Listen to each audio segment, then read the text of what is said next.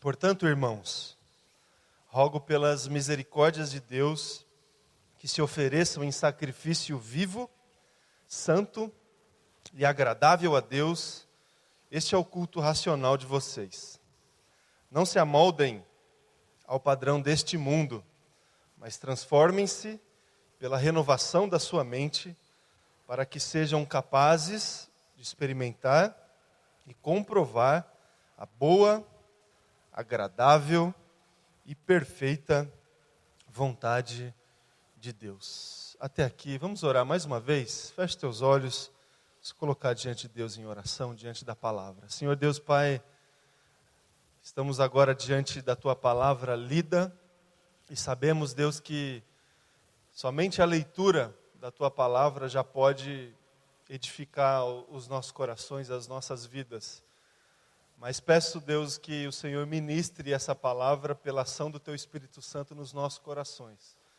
Através das reflexões, da presença do Senhor aqui, Deus, que pode soprar a Tua voz, a Tua vontade nos nossos ouvidos essa manhã. Eu peço, Deus, esse milagre da revelação do Senhor através da Tua palavra nas nossas vidas, Deus. Que a gente consiga identificar, comprovar a Tua voz, a Tua vontade nas nossas vidas, Deus. Essa é a minha oração, em nome de Jesus. Amém. Amém, irmãos? Tudo bem aí com você? Comeu bastante no Natal ou não? Muita comida, passou com a família. Não sei se você já parou para pensar como que o nosso calendário, ele nos força a ter algumas ações, alguns comportamentos, algumas práticas repetidas todos os anos, né? Se a gente não tivesse esse calendário que a gente segue, que a gente se organiza, talvez a nossa vida seria mais imprevisível, porque não existiriam as datas especiais, as passagens, os ritos. Agora, como a nossa vida ela está submetida a esse calendário que de alguma forma organiza os nossos dias, os nossos descansos, os nossos compromissos, a nossa vida, de certa forma, tem um teor assim de uma certa repetição de algumas práticas. E quando a gente chega no final do ano, isso fica muito evidente, né? As coisas voltam, os mesmos símbolos, os mesmos comentários. Então você chega no final do ano, você chega para o seu amigo, para a tua família, para a tua esposa, seu colega de trabalho, comenta: esse ano passou rápido. Todo ano você faz esse comentário. Aí as festas, as decorações, as mesmas, né? Árvores de Natal, luzes, as reportagens na TV são repetidas. Eu não sei porque eles fazem todo ano. Poderiam só colocar do ano passado: a descida para a praia está congestionada, não é? Não tem essa reportagem? Descida ali da Anchieta, da Imigrantes. Como São Paulo está vazia, como o pessoal foi embora e está vazio, pode ir no museu, pode ir no parque. Todo ano tem esse tipo de reportagem. As compras, aí passa o Natal, aí no dia 26 tem uma reportagem lá das promoções do Natal, porque passou a data e aí as lojas entram. Todo ano as mesmas coisas, as mesmas posturas, as mesmas práticas, e a gente também acaba entrando nessa rotina, digamos assim, de ter práticas repetidas. Algumas a gente desfruta, né, a oportunidade de todo final do ano a gente se reunir em família, agradecer a Deus, desfrutar da presença dos nossos familiares. Isso é repetido, mas isso é bom, né? Isso é bom que aconteça. E outras coisas mais na igreja, a gente aproveita para trazer à nossa memória o real motivo da data que está lá no calendário, o nascimento de Jesus. Então, no final do ano, a gente exalta, a gente celebra a pessoa de Cristo nas nossas vidas, o que isso significa, a dimensão de toda essa realidade. Então, algumas situações que se repetem todos os anos nas nossas vidas nos trazem muitas questões positivas, né, que ajudam a gente a conduzir a nossa caminhada. Agora, outras a gente parece que já se cansou um pouco, né, de todo ano ter as mesmas posturas. E algo que é comum, especialmente diante dessa data que nós estamos hoje, né, o último dia do ano, prestes a iniciar uma nova fase na nossa vida, algo que é muito comum, talvez não para nós, ou sim, mas a gente olhar fora aí dos ambientes religiosos, a gente vai perceber muito isso, é a exposição de vontades e desejos, não é? Nessa passagem de ano. As pessoas, elas se colocam a compartilharem suas vontades, os seus desejos, para que eles, de alguma forma, eles aconteçam no próximo ano. Então, isso se traduz em várias práticas comuns nessa época do ano. Então, você, para satisfazer a sua vontade, o seu desejo, você não, eu acredito e espero, mas as pessoas têm o costume de utilizar aí alguns símbolos para expressar isso. Então, o próximo ano eu quero um ano de muita prosperidade, aí eu vou passar o ano, dia 31 para o dia 1º, usando uma cor na minha roupa que vai trazer essa ideia, não é? As pessoas usam branco, amarelo, não sei, outras cores aí. Na passagem de ano eu tenho que comer determinado alimento, porque se eu comer esse troço, a minha vontade, o meu desejo, ele vai acontecer no próximo ano. Eu tenho que ter uma postura religiosa específica para o meu ano ser abençoado. Então eu tenho que, na passagem ali do ano, 11 horas, 59 minutos, para meia-noite do outro ano, eu tenho que estar de joelhos na presença de Deus, senão o meu ano não vai ser abençoado. Ou outras práticas religiosas de outras culturas religiosas também, que definem algumas práticas comuns que expressam esse compartilhar de desejos e de vontades que a gente alimenta para um próximo ano. Então, no ano que vem, eu tenho desejo de, e porque eu tenho desejo de, eu expresso isso de algumas formas. Isso é comum. Isso é comum. Você vai hoje ligar a televisão, você vai cansar de ver situações como essa. Reportagens lá das pessoas, o que você espera para o próximo ano? A pessoa vai falar e tal, por isso que eu estou fazendo, né?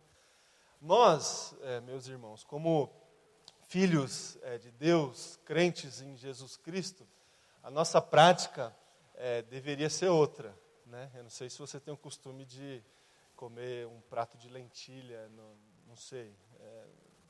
Eu vou te dizer que isso não funciona, irmãos, né?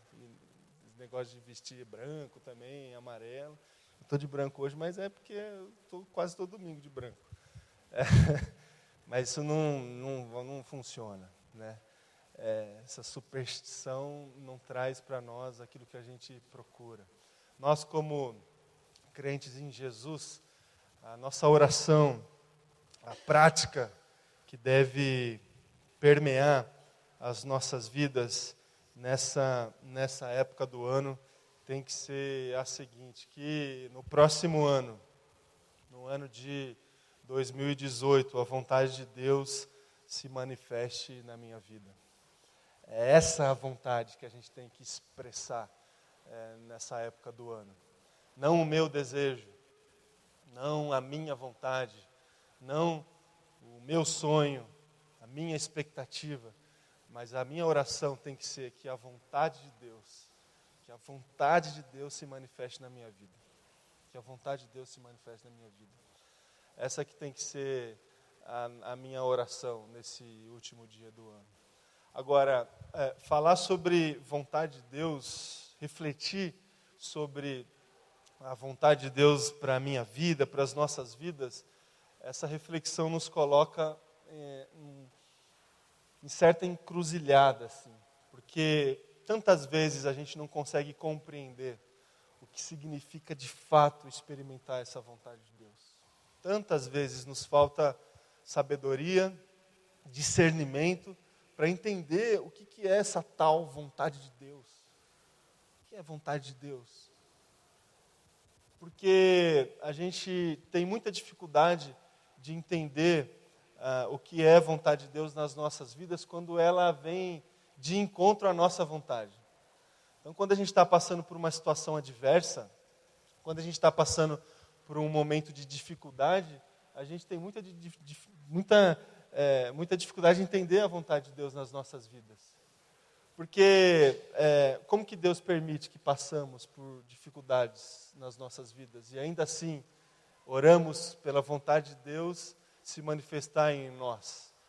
Normalmente a gente pode ter dois paradigmas, assim, né? Dois modelos em relação a como Deus estabelece a sua vontade nas nossas vidas. Há duas formas básicas da gente pensar sobre vontade de Deus. A primeira forma, eu já falei isso uma outra oportunidade aqui para vocês. A primeira maneira que a gente pode refletir acerca da vontade de Deus é aquela ideia de que Deus determina todas as coisas, todos os detalhes, todos os nossos passos, todos os nossos pensamentos. Uma ideia determinista. Então Deus, Ele está por trás de todas as nossas decisões, de todos os acontecimentos na história, no mundo, sejam eles edificantes, abençoadores ou não. A gente pode caminhar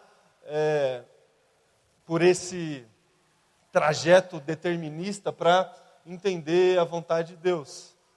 É um bom caminho, porque de fato Deus é soberano.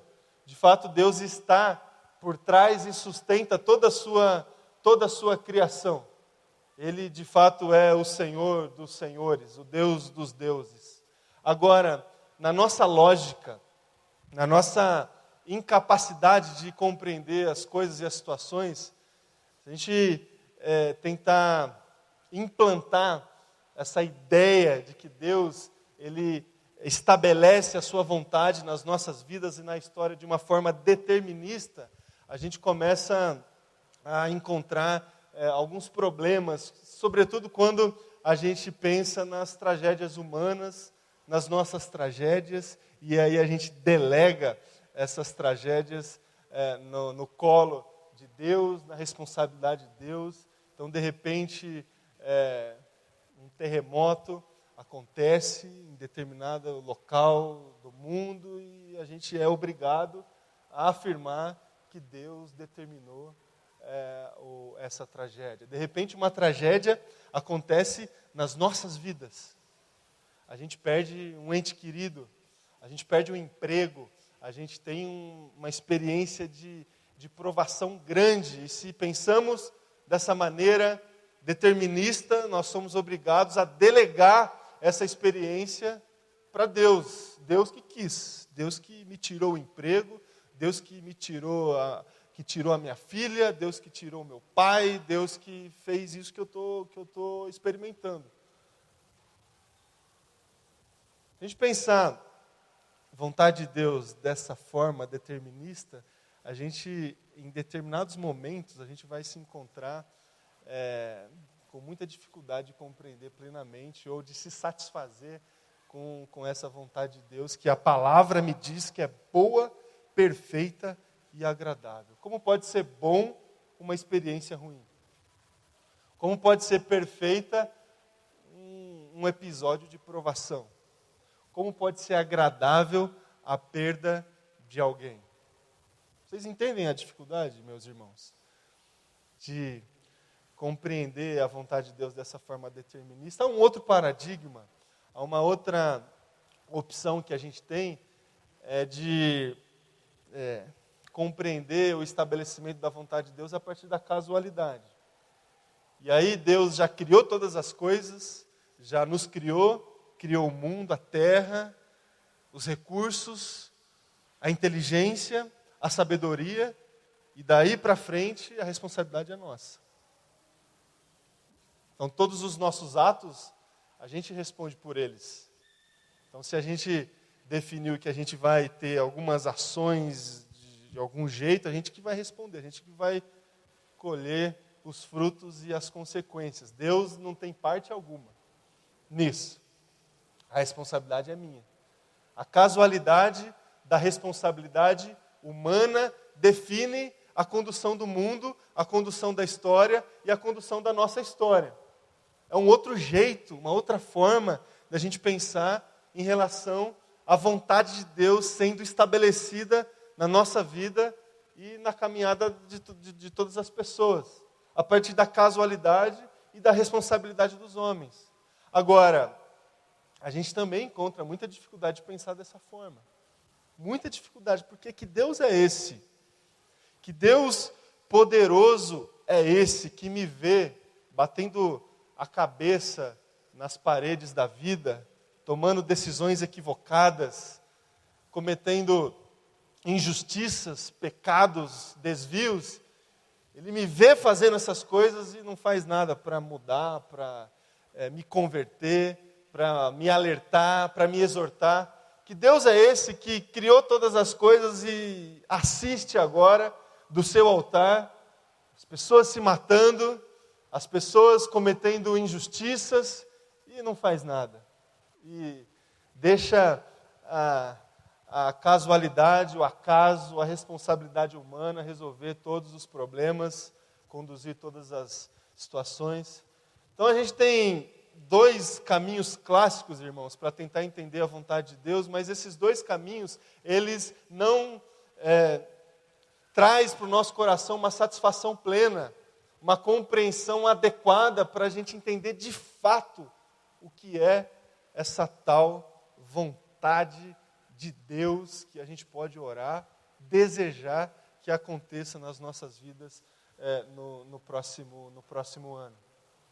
A gente tem uma limitação muito clara na hora que a gente se propõe a entender o que é essa vontade de Deus nas nossas vidas. A gente lê as Escrituras e a gente consegue extrair alguns predicados em relação a essa vontade de Deus, predicados esses que ficaram e ficam evidentes nesse texto que nós lemos de Romanos 12, especialmente o capítulo 2. A vontade de Deus é boa, perfeita e agradável. Agora, o que é essa vontade que é boa, perfeita e agradável nas nossas vidas? É Deus que traz para nós essa vontade independente da nossa ação, das nossas escolhas, da nossa responsabilidade. É a gente que tem que buscar, que tem que cultivar. É responsabilidade de Deus, é responsabilidade humana. Irmãos, eu confesso a vocês que essa resposta eu não tenho. E as Escrituras Sagradas, em alguns textos, a Bíblia nos mostra que algumas vezes Deus, Ele acorda e determina. Algumas vezes Deus estabelece a sua vontade, apesar das nossas limitações e das nossas responsabilidades. Algumas vezes isso acontece. Deus, Ele utiliza a sua soberania, o seu poder, e Ele não, digamos assim, respeita a nossa ação e a nossa responsabilidade. Ele acorda e determina que a tempestade cesse. E a tempestade, na hora, ela se acalma, o barco não vai afundar, as pessoas não vão morrer, porque Deus determinou. Tem horas que Deus, com a sua voz de poder, determina que a morte não vai vencer a vida. Isso aconteceu com Jesus em vários momentos, experiências de ressurreição. Uma caminhada de uma pessoa que decidiu, que optou, que caminhou, e essas decisões, essa caminhada, trouxe morte à vida de alguém, e de repente Deus aparece e determina que a vida, é maior do que a morte. Isso aconteceu com Lázaro, por exemplo. Tem horas, irmãos, que a vontade de Deus, ela se estabelece nas nossas vidas por determinação. Deus, com a sua voz, diante da sua autoridade, Ele invade a nossa vida e determina as coisas. Só que tem horas que a gente espera tanto essa determinação de Deus, essa palavra de Jesus, e essa palavra não vem. Essa voz não vem. Esse chamado de Deus por transformação não acontece. E parece que Deus está esperando que a gente faça alguma coisa. Parece que Deus está esperando aquilo que cabe a nós. Aquilo que corresponde à nossa parte. Então a gente tem que tirar a pedra antes da voz aparecer. Tem horas que a vontade de Deus, ela se estabelece nas nossas vidas, meus irmãos, respeitando as nossas ações. Tem horas que Deus, Ele se coloca diante de nós como aquele que chega na nossa casa e bate na porta. E para Deus entrar, a gente precisa levantar, ir até a porta, abrir a porta, e aí Deus vai entrar. Tem dias que Deus não vai chutar a porta, que Deus não vai invadir a nossa vida, o nosso coração. Tem dias que Deus vai respeitar as nossas decisões. Então há muita dificuldade, irmãos, a gente ter essa sabedoria esse discernimento de entender esses momentos. Quando Deus efetiva a sua vontade, apesar das nossas responsabilidades, e quando Deus está lá na porta, esperando a nossa atitude. Esse texto que nós lemos, ele fala sobre a vontade de Deus, e ele deixa muito claro que a manifestação dessa vontade nas nossas vidas, ela está condicionada a uma certa postura. E é sobre essa postura que eu gostaria de enfatizar, encerrar a minha reflexão e trazer aí para o teu coração um desafio, um conteúdo para as suas orações aí de final de ano, o início de um novo ano. Pense um pouquinho sobre isso, meus irmãos, nesse final de ano, início de 2018. Romanos 12, capítulo 1 e 2, fala sobre a vontade de Deus, que é boa, perfeita e agradável, porém fala que essa vontade está condicionada a uma postura de consagração. Consagração. Que é uma palavra para 2018, você escrever assim, sua geladeira, seu computador, consagração. Culto a Deus. Culto racional. Um ofertar a Deus.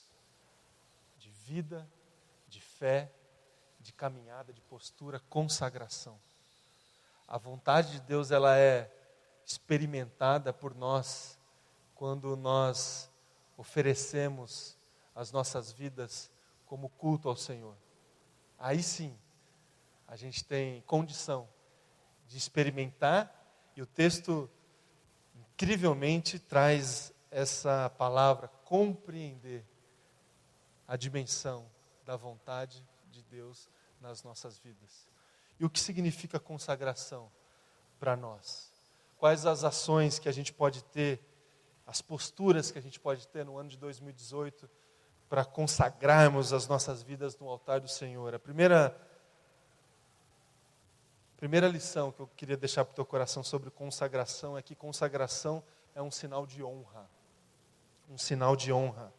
Apocalipse, capítulo 5, versículo 13, diz assim: aquele que está sentado no trono e ao Cordeiro seja um louvor, a honra, a glória e o poder para todo sempre. Quando nós consagramos as nossas vidas no altar do Senhor, esse gesto é um sinal de uma descoberta de quem, de fato, Deus é. A gente descobre não apenas por uma compreensão da letra, mas a gente descobre por uma compreensão espiritual, de um exercício de fé, a dimensão desse Deus, que merece todo louvor, que merece todos os recursos, que merece a nossa adoração, que merece a nossa honra, o nosso reconhecimento, todos os dias. Consagração é um sinal de honra, meus irmãos, um reconhecimento de todos os feitos e de todos os atributos do Senhor. Essa capacidade de olhar para a história, de olhar para a nossa vida e identificar como que Deus cuidou da nossa caminhada, dos nossos passos até aqui. A ação de Deus na história, os feitos do Senhor, a presença de Deus que nos traz vida todas as manhãs, todos os dias, o ar que nós respiramos, que a gente não compra no supermercado, que a gente não paga mensalidade, assim como a gente paga em tantos outros serviços. O ar que respiramos, que nos mantém vivos todos os dias, vem do Senhor. A energia que invade o nosso coração todas as manhãs, que nos move a trabalhar, a se relacionar com as pessoas, a capacidade de se compadecer com a dor do outro, com as demandas do outro, tudo isso vem do Senhor. Tudo isso vem de Deus. E porque vem de Deus, Ele merece toda a nossa honra, toda a nossa devoção. Então, consagração é um sinal de honra, que em 2018, meus irmãos e irmãs, que a gente todos os dias reconheça os feitos e os atributos do Senhor. Dessa forma, a gente se coloca num lugar propício para experimentar a vontade de Deus. Dessa forma, reconhecendo Deus o tempo todo. Gratidão, leveza, louvor. Como a gente facilmente entra em caminhos tortuosos da ingratidão e da murmuração. Como isso acontece facilmente nas nossas vidas. De repente a gente se acostuma com um certo padrão de vida, com certa velocidade de respostas dos nossos desejos. E isso muda de uma hora para outra, porque nós estamos sensíveis a isso o tempo todo. E de repente, uma ingratidão, uma murmuração invade o nosso coração. E quando há murmuração e ingratidão, irmãos, a gente não consegue reconhecer os feitos e os atributos do Senhor. A gente não consegue. Porque como que a gente vai agradecer pelo ar que nós respiramos quando a gente se preocupa com o tênis que a gente calça? Não dá. Como que a gente vai agradecer a esperança que a gente pode experimentar todos os dias pelas misericórdias do Senhor que se renovam, quando a gente está preocupado com tantas outras coisas? Com o que vestir, com o que fazer. O reino de Deus está completamente distante das nossas prioridades.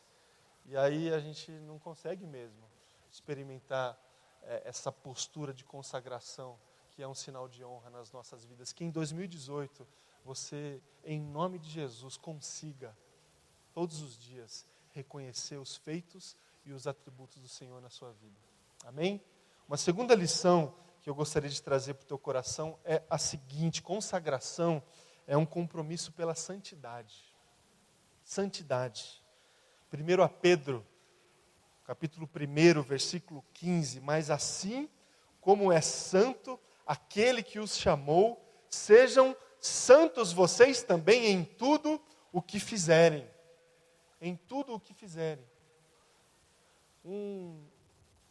Uma ação de consagração é também uma postura de submissão total. Submissão total. De reconhecimento do senhorio do Senhor nas nossas vidas. E se reconhecemos o senhorio do Senhor nas nossas vidas, nós submetemos as nossas ações a esse senhorio. As nossas vontades, elas devem, todas elas, serem submetidas à vontade de Deus, às orientações do Senhor, aos mandamentos de Deus, à palavra de Deus, irmãos. Santidade. Santidade, hoje em dia, ela é muito mais debatida no campo das reflexões bíblicas do que no campo da palavra de Deus. Por isso que ela tem se tornado cada dia mais relativizada na vida das pessoas. Porque não é mais a palavra que define, é como as pessoas interpretam a palavra. E aí, cada um tem a sua interpretação.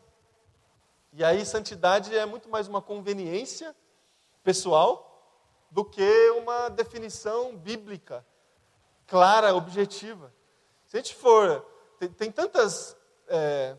tantos trechos bíblicos, irmãos, que carecem de uma interpretação mais aguçada, mais enriquecida. Eu reconheço isso.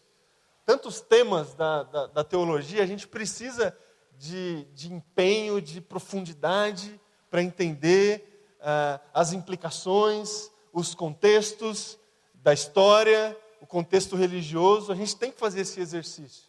Mas poucos trechos da palavra de Deus que orienta posturas de santidade carecem de uma interpretação assim mais rebuscada. Porque são textos objetivos, extremamente objetivos, sobre o que a gente pode fazer e o que a gente não pode fazer. O que a gente deve colocar em prática nas nossas vidas e o que a gente não deve. Não há muito espaço para a gente criar conveniências em cima desses textos, porque eles são extremamente objetivos. Santidade tem a ver com submissão à palavra, e não submissão a uma ideia, a um espírito de época. Mas 2018, não é? 2018, diferente de 98, diferente de 88, não é? Muita gente fala isso, né? Os tempos mudaram. Né? Os tempos mudaram, irmãos, mas a palavra não mudou. A palavra não mudou. Os mandamentos, eles ainda estão lá. As orientações, elas estão lá ainda. E consagração é um caminho pela santidade. E caminho pela santidade é um caminho de submissão à palavra. Submeter o nosso comportamento àquilo que Deus nos orienta a fazer pela palavra de Deus. Não o que a gente acha que a gente deve fazer, ou o que a gente pensa que a gente deve fazer. Não, o que a palavra me diz que eu devo fazer. Santidade. Consagração é santidade. Uma descoberta de quem nós somos. Se honra é uma descoberta de quem Deus é. Essa caminhada de santidade é uma descoberta de quem nós somos. E de repente a gente percebe que nós somos totalmente dependentes de Deus. Totalmente limitados. Equivocados. E a gente reconhece que as nossas decisões, as nossas opiniões, elas vão nos levar a maus caminhos. E a gente precisa submeter as nossas decisões, os nossos comportamentos a Deus, porque a gente percebe que esses caminhos, eles vão nos levar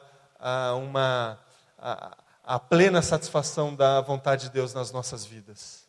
É uma descoberta de quem nós somos, que em 2018, meus queridos, que você consiga viver de maneira digna à santidade de Deus. Que você consiga submeter as suas ações o tempo todo à palavra de Deus.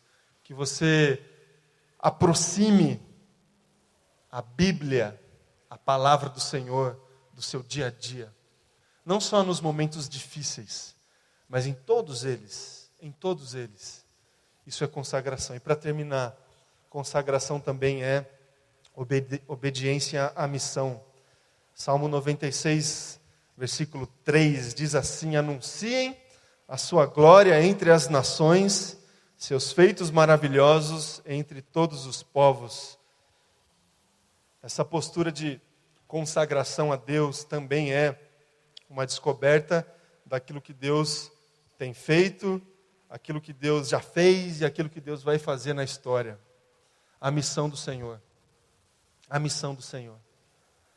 E se consagrar a Deus é a gente reconhecer a nossa dependência de Deus e a nossa dependência diante da razão da nossa existência. Nós existimos para satisfazer a vontade de Deus e ser cooperador do Senhor, anunciando as boas novas com palavras, com ações, com gestos.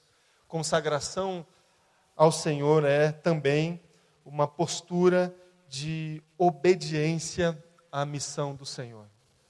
A missão do Senhor. Entender aquilo que Deus está fazendo. Onde estão os olhos do Senhor? Para quem Deus está olhando?